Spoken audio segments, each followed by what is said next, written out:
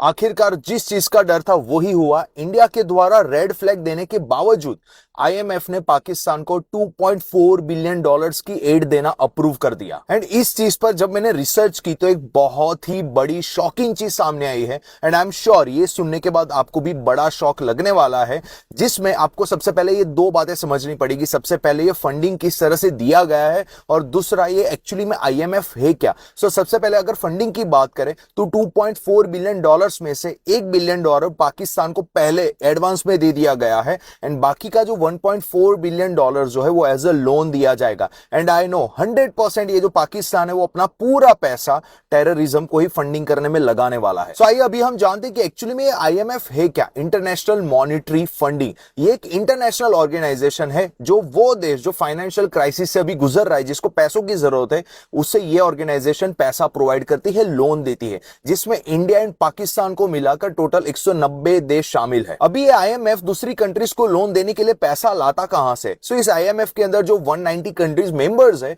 वो सभी लोग अपनी इकोनॉमी के हिसाब से पैसा जमा करवाते हैं। जो कंट्री जितना ज्यादा पैसा जमा करवाएगी उस कंट्री के पास उतना बड़ा वोटिंग पावर रहेगा इस आईएमएफ के अंदर। एंड करंटली आईएमएफ के अंदर यूएसए का सबसे बड़ा वोटिंग पावर है एंड आईएमएफ की ऑफिस यूएसए के अंदर है। अभी यहां पर गौर करने वाली बात यह है कि पाकिस्तान को बिना किसी बड़े वोटिंग पावर के आईएमएफ से पैसा मिलना पॉसिबल ही नहीं था। यहां पर मैक्सिमम पॉसिबिलिटी है कि यूएसए ने भी पाकिस्तान के फेवर में ही वोट दिया है। लेकिन चलो मान लो हम यहां पे यूएसए को एक बेनिफिट ऑफ डाउट देते हैं कि भाई यूएसए एंड इंडिया दोनों ने पाकिस्तान के खिलाफ वोट दिया होगा एंड बाकी सारी कंट्रीज ने पाकिस्तान के फेवर में वोट दिया होगा, लेकिन यूएसए के पास आईएमएफ में भी वीटो पावर है।